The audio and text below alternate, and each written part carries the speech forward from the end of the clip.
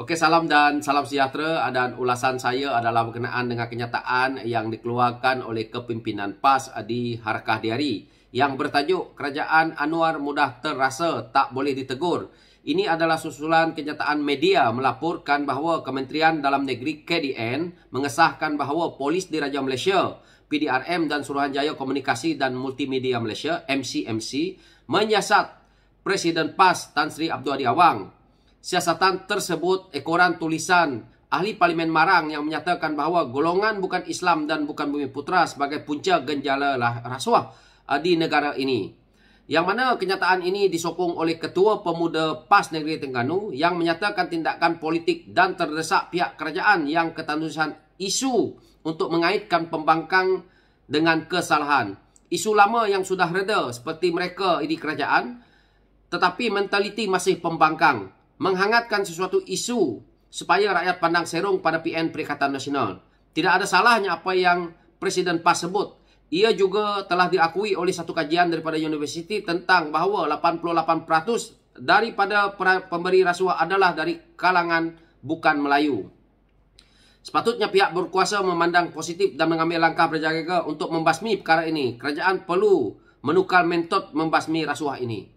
Saya melihat kenyataan yang dikeluarkan oleh kepimpinan PAS ini yang mana pada pandangan saya, apa yang dikatakan oleh mereka ini adalah betul berkenaan dengan isu 88% pemberi rasuah itu adalah kalangan yang bukan Islam ataupun bukan Bumiputera. Kita boleh lihat ya, ini adalah satu kenyataan yang pada saya nak kata bodoh, bodoh juga. Nak kata bijak, memang tak adanya. So, apa yang kita boleh lihat hari ini? Dia kata 88% pemberi rasuah ini adalah kalangan bukan Islam dan bukan Bumiputera. Sekarang ini, siapa yang duduk dalam kerajaan nih? Kita lihat 88% ataupun mungkin 90% itu adalah kalangan orang Islam, orang Melayu, orang Bumiputera yang ada dalam kerajaan. Apalagi kalau melibatkan memegang jawatan-jawatan tinggi kerajaan nih. Polis, ketua polis negara, SPRM dan sebagainya, pegawai negara, rata-ratanya siapa? Jadi, kalau kita nak bermain dengan sentimen yang pada saya agak kurang cerdik seperti ini, maka dia akan tembak kepada diri kita sendiri. Inilah yang PAS buat nih. Hari ini dia menuduh perkara yang seperti ini. Pertama ya, apabila sektor kerajaan, pemerintahan kita yang ada nih adalah di kalangan oleh orang Melayu, orang Bumiputera, maka siapa pemula rasuah? Kita. Kenapa dia berlaku? Kerana projek tender, segalanya kewangan negara ni adalah berpusat di kita ini. Maka kita nak buat satu projek. Ini yang berlaku. Realiti yang kita di Malaysia ni perlu terima. Kita nak buat projek mega, membuat bangunan yang besar. Kita ni tak tahu, cakap pandai. Sama seperti Presiden PAS itu. Sama seperti pemimpin PAS ni cakap pandai. Bumpang. Satu plan pun tak tahu. Jadi, apa yang berlaku? 10%. Ini adalah yang berlaku daripada dulu sampai hari ini. Mungkin dalam kerajaan yang ada hari ini pun, saya akui, mungkin ada. Tetapi tidak banyak jumlahnya. Kerana kerajaan yang ada hari ini pun masih baru. Tetapi ini hakikat. Yang telah pun berlaku begitu lama bersarang dalam kaki tangan sektor kerajaan ni. Tak payah kita nak sorok-sorok benda ni, nak rasa takut, nak rasa bahawa kita tutupi benda ni. Ini kenyataan. Kajian pun melihat perkara ini. Ini adalah sikap orang Malaysia, sikap kita ni. Apabila duduk dalam kerajaan, duduk mengampu je kerja, jadi maka kita seolah-olah kajian ataupun benda-benda yang seperti ini kita abaikan. Okey, kita kembali kepada ceritanya ini tadi. Apabila melibatkan kalangan yang bukan Islam, yang bukan Bumiputera, yang bukan Melayu, yang menjalankan rasuah ini adalah 88% mereka.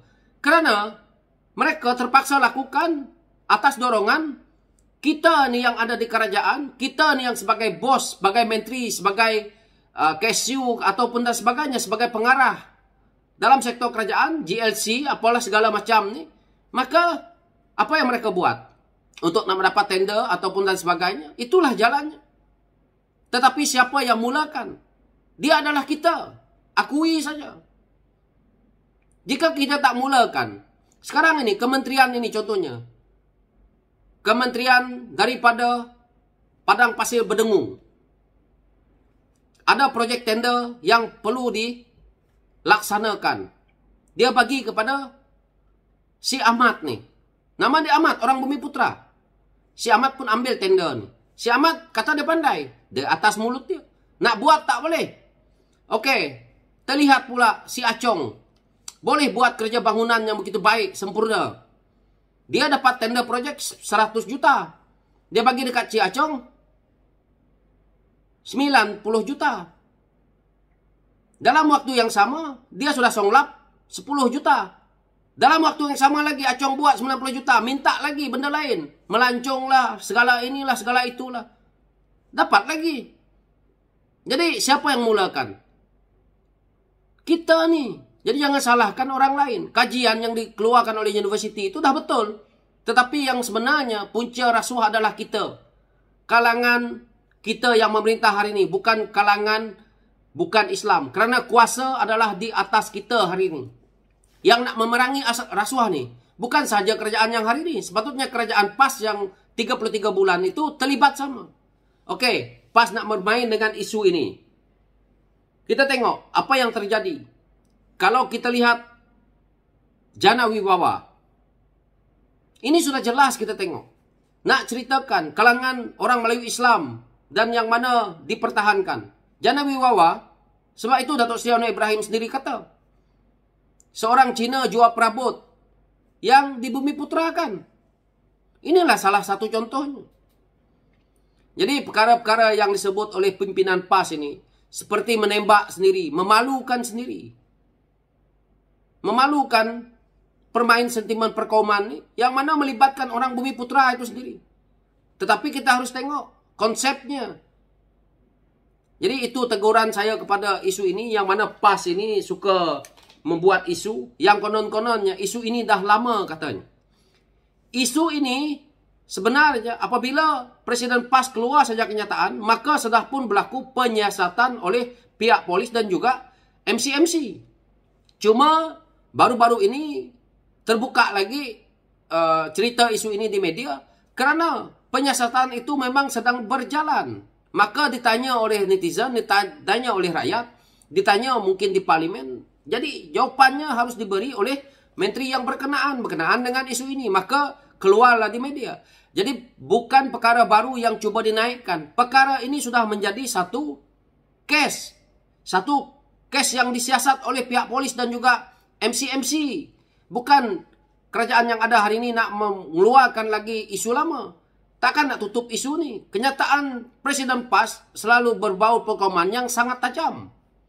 Yang memang betul. Kalau di negara lain mungkin dah lama masuk dalam penjara. Ini diakui lah. Jadi PAS hari ini menegakkan benang basah mereka berkenaan dengan isu macam ni, macam tu. PAS hari ini berkata PN adalah parti yang baik untuk semua kaum. Kalau macam ni ceritanya, kamu menuduh kaum lain tanpa asas dan bukti. Ini juga tidak bagus. Jadi inikah kepimpinan yang ada dalam PN kalau nak memerintah negara? Kalau PN di PRN ini nanti boleh menang dalam kursi yang dipertandingkan di 6 buah negeri ini dan mereka menjadi kerajaan, kuyup negara ni, negeri-negeri akan kuyup. Kerja mereka pandai bercakap yang mana mereka tidak mampu laksanakan ekonomi di negeri itu. Mereka tidak mampu membawa pelabur. Mereka tak tahu bagaimana nak menjanakan ekonomi negeri mereka. Hutang negeri mereka berlambat-lambat. Buat projek Tenggandara. Seperti mana di Kelantan. Tergandala projek jalan raya. Akhirnya minta kerajaan pusat take cover benda tu. Inikah contoh pimpinan yang baik? So, saya tak nak ulas panjang-panjang. Rakyat sendiri boleh menilai dan boleh memikir bahawa kepimpinan mana yang kita nak pilih. Pemimpin mana yang kita nak pilih. Ini amat penting untuk PRN akan datang ini membangunkan negeri itu seiring dengan apa yang pusat mahu. So, itu pencerahan saya. Sekian, terima kasih.